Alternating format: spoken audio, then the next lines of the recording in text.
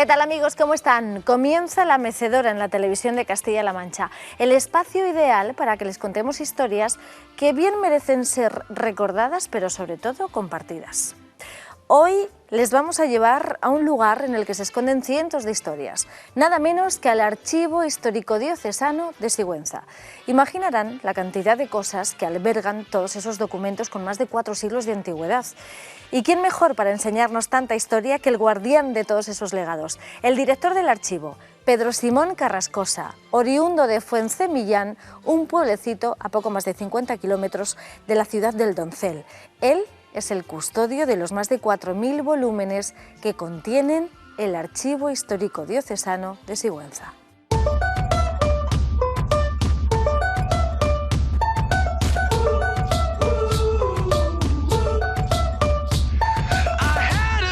Buenas tardes a todos amigos del programa La Mecedora. Estamos en Sigüenza, en el Palacio Episcopal.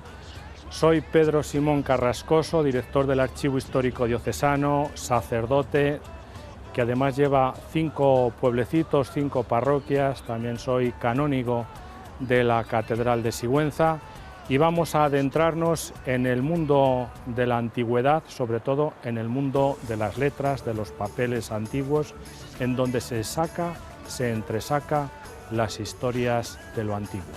Vamos para adentro.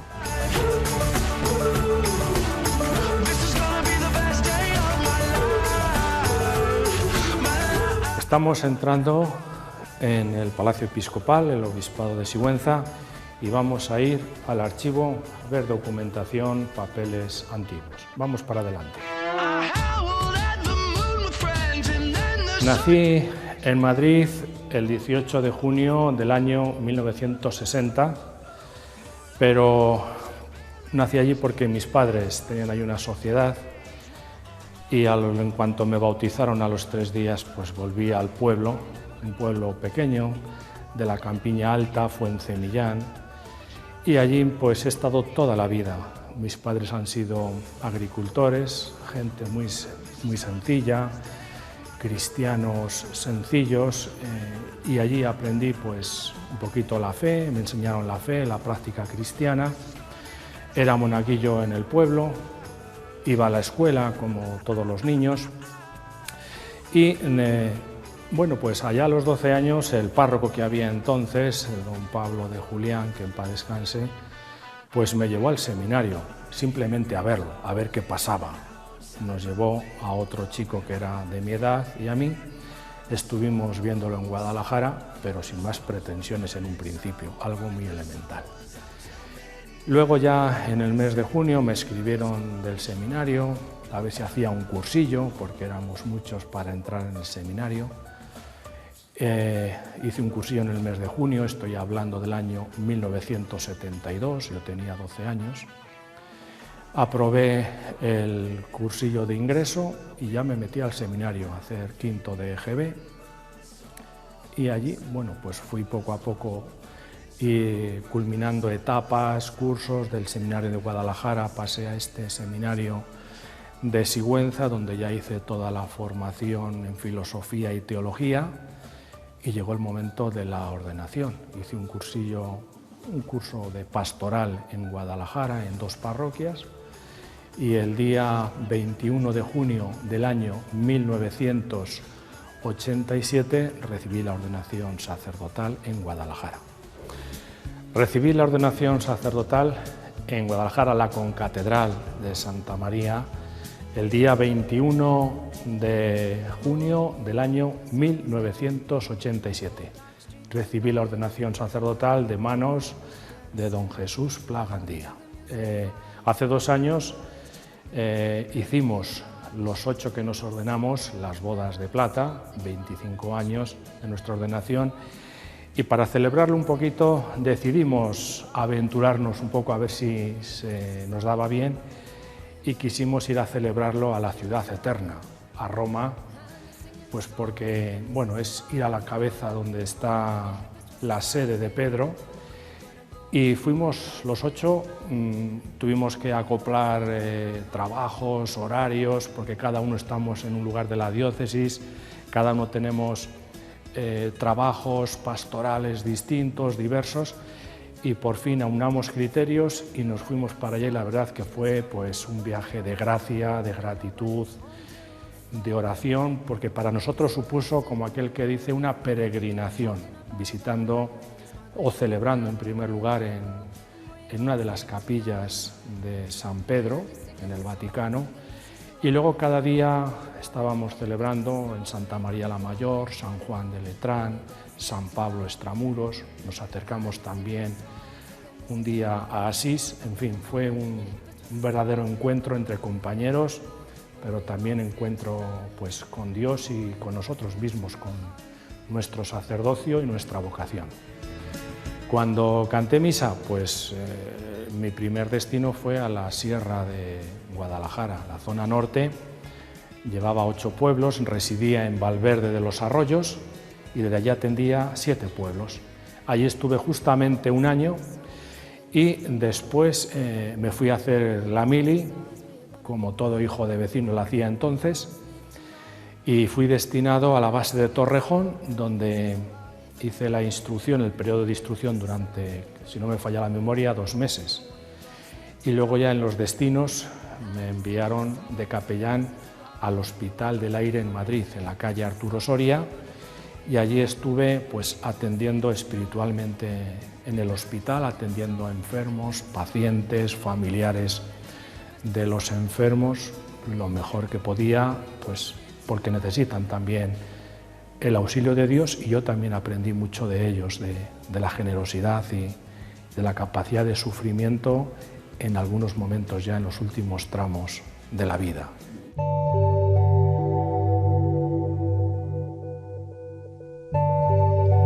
Vi algunas veces que había que pasar a quirófano por la gravedad del asunto y que te lo pedía la familia, y que incluso pues los médicos te llamaban a lo mejor una operación seria de corazón o yo qué sé, o que en medio de la operación podía haber una parada cardíaca. Entonces la familia te pedía, por favor, dele la unción a este, y pasaba yo, los médicos estaban a lo suyo y yo, mientras ellos estaban operando, yo administraba la unción de enfermos y punto. Y he visto todo tipo de operaciones. Estamos ahora mismo en la sala de investigadores y donde yo también trabajo todos los días. Tiene el archivo una capacidad para 12 investigadores, un poquito apretados, pero bueno, 12. Y aquí vienen, de aquí no pueden salir porque hay una cámara de circuito cerrado de televisión donde se graba todo lo que hacen, lo que hay. La cámara está aquí arriba y cuando en algún momento me tengo que ausentar, ellos lo saben. Yo se lo advierto porque es obligatorio saber a todas las personas que están siendo grabadas, y más en un sitio de seguridad como requiere un archivo, para que no falte ningún tipo de documentación. Soy archivero por nombramiento episcopal, es decir, la diócesis necesitaba alguien que estuviera al cargo del archivo. El señor obispo don José Sánchez González, el anterior prelado, consideró que yo podía realizar aquí una función de archivero, trabajando, como he dicho antes, porque es un servicio a la sociedad y a la Iglesia, y aquí me he metido. O sea que después viene un poquito el nombramiento y después viene la vocación, la entrega y el servicio que requiere esto de estar aquí todos los días, buscando, informándose, archivando, para que cuando llegue el investigador se encuentre todo en su punto. En esta tabla, en esta base de datos, tengo 20.000. Luego en otras hay diversas tablas. Puedo tener archivados en la actualidad unos 150.000 documentos, papel por papel, con todo tipo de detalles para saber dónde está la documentación, si existe, y tenerla localizada enseguida, claro.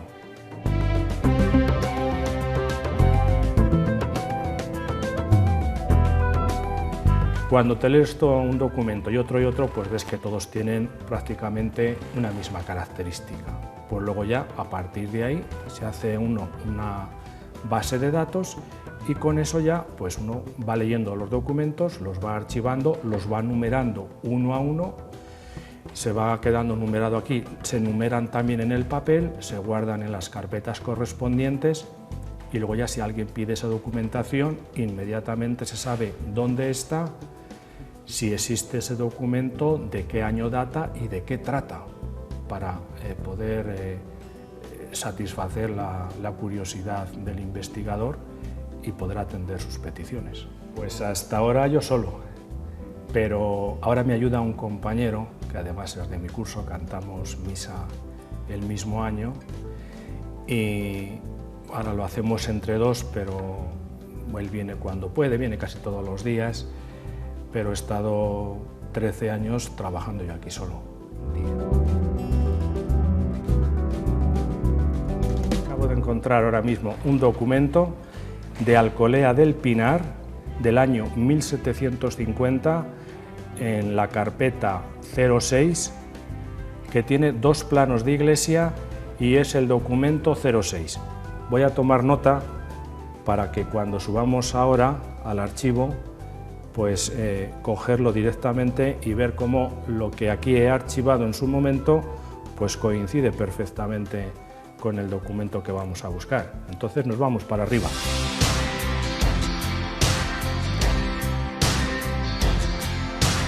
Donde noches y mañanas siempre se juntaban, nunca era tarde. Bueno, pues estamos en el depósito más grande del archivo, de los 3 que tiene. Este es una sección llamada de fondos. Es documentación que no han generado las parroquias, sino que más bien lo ha generado la diócesis, el obispado, con distintas parroquias, concediendo autorizaciones, permisos, asuntos judiciales, privados, en los cuales ya la parroquia, digamos, que no actuaba directamente. Esto va por años, esta sección va por años. Entonces empieza allá por el año 1540 aproximadamente y termina en 1870, va por años. Y luego dentro de cada carpeta hay disparidad de pueblos, pero siempre dentro de la misma fecha que abarca, que tiene la carpeta. Vamos a ver 1746, 56, es esta de aquí. Nos ponemos aquí encima. Mira, aquí tenemos. ¿Ves? Son planos muy escuetos. Hemos buscado en el ordenador, sí. Y este es el plano de la iglesia de Alcolea del Pinar. Vamos a ver, es del año 1750. ¿Ves? El título, Alcolea del Pinar. Autos, año 1750, sobre aprobación de la obra de la iglesia parroquial. Se abre y tenemos aquí un plano escueto de lo que es el alzado de la torre, la planta baja, y aquí viene un poco pues la escala, que para la época pues tampoco se podía pedir más. Y aquí viene un alzado de lo que es la torre. Hay que estudiar paleografía, pero yo digo que la universidad bien te da las pautas, pero después aprendes aquí en el día a día. O sea, cuando te enfrentas con un documento y otro, y ves que cada documento tiene una letra distinta. ¿Por qué? Pues porque el escribano era distinto. Era el párroco, era el provisor del obispado, era a lo mejor el mayordomo, pero luego dentro de eso había, dependiendo de los siglos, si hay documentación que es complicado leer. Por ejemplo, la letra cortesana es difícil, es siglo XIV, siglo XV, esa es complicada de leer. Hay que habituarse, hay que leer mucho, porque los trazos y luego las abreviaturas que esas te traen de cabeza, pues no es nada fácil. Luego otra letra también que cuesta es la escritura procesal encadenada, en la cual pues también hay que habituarse para poder leer, pero bueno, una vez que has cogido un poco el tranquillo, como se suele decir, ya resulta más llevadera, pero en un principio resulta muy angosta. Hasta que uno se acostumbra le cuesta. Pero vamos, la letra esta normalmente es una letra muy buena. Esto se lee casi como el periódico que podamos coger por la mañana en el kiosco. Esto es castellano puro. Esto es castellano del siglo XVIII o castellano del siglo XVII, depende de cuándo sea el documento. Hay algún documento que viene en latín, por ejemplo, las bulas o en las dispensas matrimoniales, la bula de dispensación. Por razón de parentesco, esas vienen en latín porque venían directamente de Roma. Pero todo esto es castellano de la época. Igual que cuando se lo escribió Miguel de Cervantes, escribió El Quijote, o Quevedo escribió el libro del Buscón, pues el castellano propio de la época.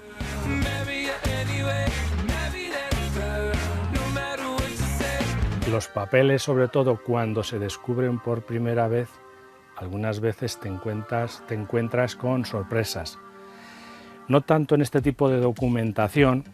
Para mí sí fue una sorpresa, por ejemplo, pues encontrarme con los planos de iglesias, que yo nunca los había visto, y claro, cuando ves un plano del año 1650, 1700, con ciertos atisbos de color, pues es una sorpresa, ya es algo que verdaderamente admiras.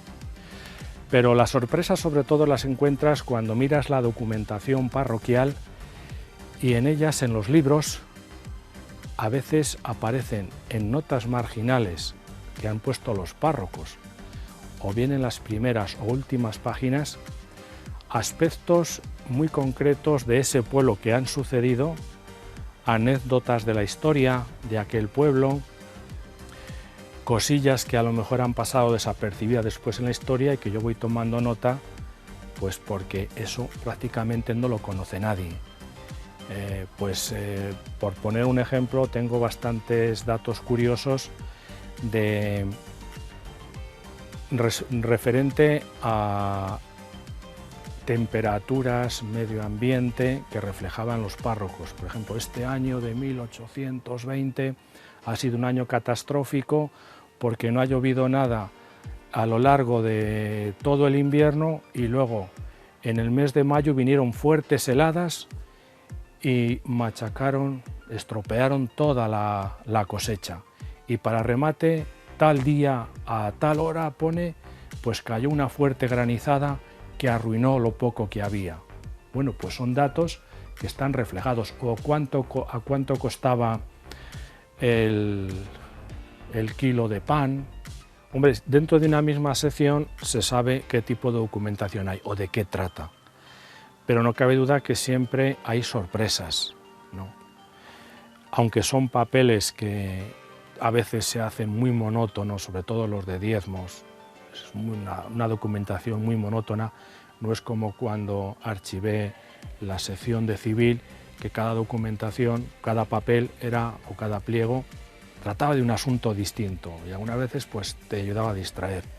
Pero esto es todo lo mismo, los diezmos de un pueblo, de otro, de tal año, de algunos que luego a veces había litigios pues porque habían defraudado en los diezmos, como la gente defrauda Hacienda, ¿no? Te pillan, vas a la cárcel o te meten una multa que te caes. Pues entonces también había algunos que defraudaban. ¿Cuál era la forma de defraudar entonces? Pues en un saco de trigo mojarlo por la noche. ¿Por qué? Porque así pesaba más. O meter piedras entre medio del trigo o meter arena.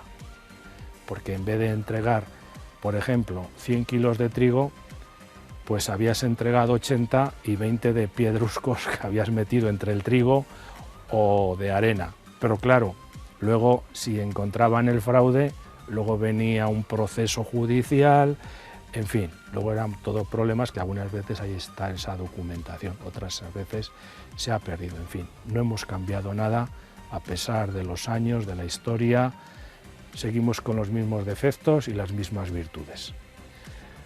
Valioso en cuanto material, pues hay libros de cofradías que están enteramente escritos en pergamino.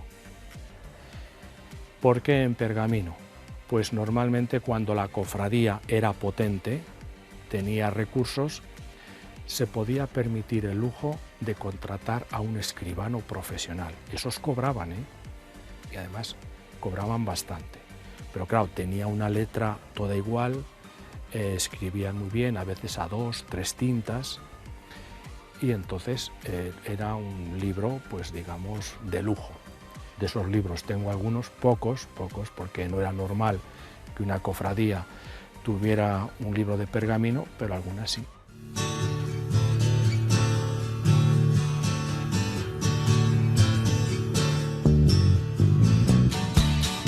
Hay aproximadamente unos 2.000 metros lineales de estanterías, en líneas generales. Es decir, son 2 kilómetros de un documento puesto uno tras otro. Aquí no hay humedad porque estamos en un tercer piso. La luz solar brilla por su ausencia, porque es una habitación cerrada. Y aquí solamente subo yo, aquí no sube el personal.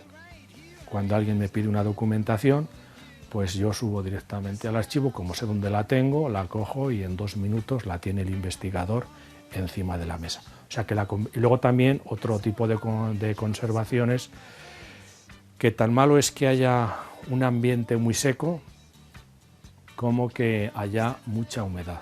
¿Esa botella? Tiene que haber un ten con ten ahí, un equilibrio entre sequedad y humedad. Por eso, de forma un tanto artesanal, tenemos unas pequeñas garrafillas de agua para que por los propios medios se vaya evaporando y haya un cierto grado de humedad, sin llegar a que haya una humedad pues que deteriore el papel, sino simplemente que el papel tiene que tener ese grado de humedad para que no parta, para que no se fraccione y se deteriore.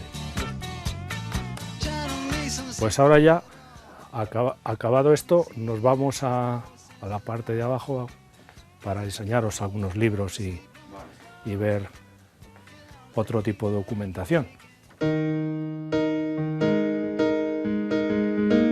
Estamos en uno de los depósitos de documentación más importante del archivo. Digamos que este depósito es el que más se utiliza, porque son los libros parroquiales y sobre todo para árboles genealógicos, para documentación de las parroquias, es lo que se utiliza cuando viene un investigador todos los días. Aquí tenemos por orden alfabético los pueblos. Hay algunos pueblos que tienen muchos libros, otros tienen poquitos. También hay que decir que aquí en la provincia, diócesis de Sigüenza-Guadalajara, los pueblos son muy pequeños, por lo tanto, pues no pueden tener mucha documentación, pero es interesante.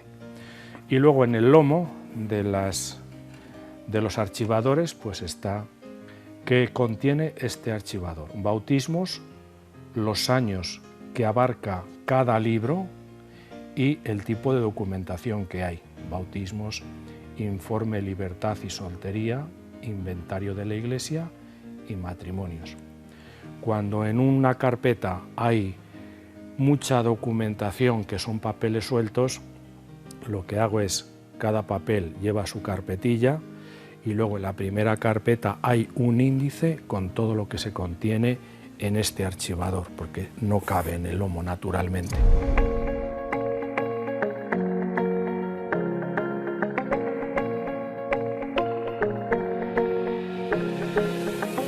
Vamos a ver ahora un libro de Molina de Aragón, que es del Cabildo de Clérigos, que es un libro todo en pergamino, como he mencionado antes, y que es un libro muy bonito. Lo abrimos. Esta letra es procesal encadenada. Esta cuesta leerla, cuando te pones así al principio te echa para atrás. Luego coges un poquito el curso y lo vas sacando, No es 1571. Esto es pergamino ya. ¿Ves los dibujos? Estos estaban y la letra capital, que es la primera esta, esto lo hace un profesional. Esto es los estatutos del Cabildo de Clérigos de Molina. Es decir, tenían recursos económicos y por lo tanto pudieron contratar a un escribano profesional que les cobraba y aquí se plasmaban los estatutos, las constituciones por las cuales se deberían de regir para todos los aspectos en ese cabildo.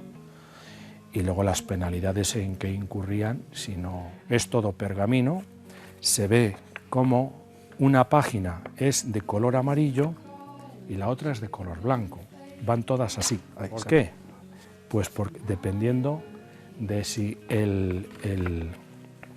la piel daba a la parte exterior, al pelo, o si por el contrario daba a la parte interior del cuerpo, es decir, a las costillas, a las vísceras.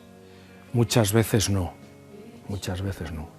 Es decir, no porque después no sepan valorarlo, sino por desconocimiento de que existe ese tipo de documentación. Muchas veces la gente de los pueblos, de los pueblos y de la ciudad, no sabe que la Iglesia tiene unos archivos riquísimos, gracias a que a lo largo de los años, pues un clérigo, la Iglesia, los obispados, los conventos, monasterios, han ido guardando toda la documentación que son tesoros históricos y de donde después se puede extraer la historia. Es decir, la historia que estudiamos hoy en los libros no ha nacido al azar, ha sido gracias a estudiosos que se han tirado horas y horas leyendo documentación de esta para luego plasmarla en la realidad. Los mejores archivos son los eclesiásticos, monasterios que tienen unos archivos impresionantes. Yo he tenido la suerte de estar en el Archivo Secreto Vaticano cuando hace 3 o 4 años, no recuerdo, ya 4 debe ser. Tuvimos allí un congreso de archiveros y el cardenal archivero, como íbamos todos los archiveros de la Iglesia en España, nos concedió la gracia de entrar al Archivo Secreto Vaticano. Allí no entra nadie. Nosotros entramos de manos del cardenal, no me acuerdo ahora el nombre del cardenal, y yo estuve tocando la bula de excomunión de Lutero, que se encuentra en el Archivo Secreto Vaticano. Y allí hay unos pasillos enormes llenos de documentación de todo el mundo. Pues en este planero tengo una serie de documentos que hay que tener estirados, que arrugados se deterioran, que suelen ser bulas, están lógicamente sobre soporte de pergamino, y esta en concreto pertenece al pueblo de Villacadima, es de la cofradía del Santísimo Sacramento del año 1732.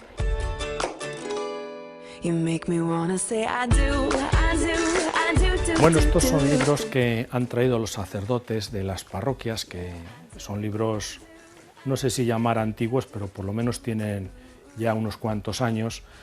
Eran libros de teología, de moral, de sermones. Hay muchos misales con los cuales se utilizaban para celebrar la Santa Misa, están todos en latín, pero que con el transcurso de los años, pues lógicamente después del Concilio Vaticano II, que ya se dio permiso para poder celebrar en cada país la Santa Misa en su lengua vernácula, pasaron ya el latín a desuso y cada uno compró los libros en castellano, y por lo tanto estos ya no se utilizaron.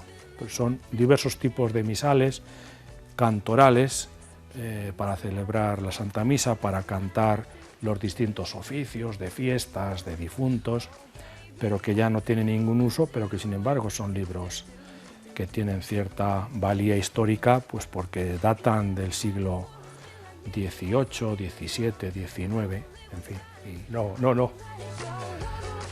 Me siento un sacerdote más con un cargo pastoral que he de llevar a cabo, lo intento desempeñar lo mejor posible o lo mejor que sepa para un servicio a la Iglesia, y un sacerdote más que tiene un cargo y que tiene que desempeñarlo todos los días, como cualquier trabajador que va a una empresa, a una oficina. Yo también tengo aquí mis horas de trabajo, sin descuidar también mi trabajo pastoral que tengo los domingos en los pueblos o aquí en las parroquias o en la Catedral de Sigüenza.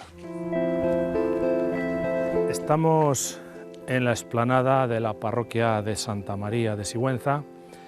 Voy a abrir la parroquia porque ahora van a venir unas cuantas mujeres a rezar el Santo Rosario desde las 7 a las 7:30 y luego a las 7:30 doy comienzo yo a la Eucaristía con las mujeres que hayan venido.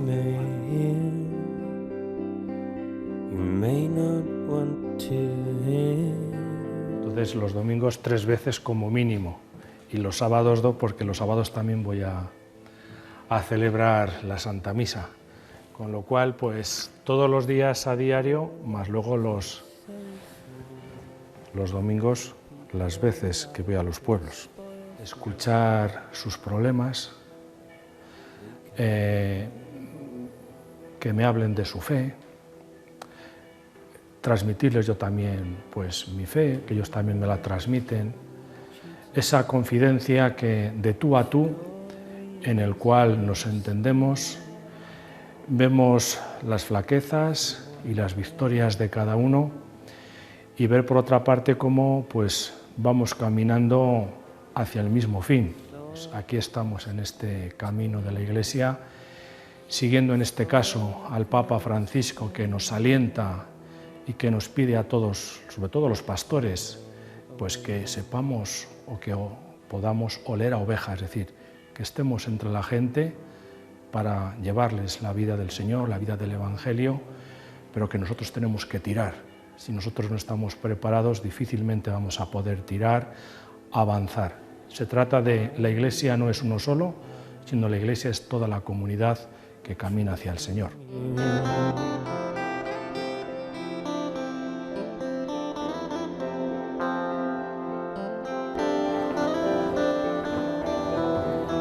Es que don Julián no podía venir esta tarde porque tenía que irse a Guadalajara, que tenía una reunión, y me ha dicho que yo viniera aquí a celebrar, para que él se marche. Además, como está la tarde poco saludable, feligresas que vienen todos los días a celebrar el Santo Rosario para honrar a la Santísima Virgen y después a escuchar, participar en la Santa Misa, en la Eucaristía.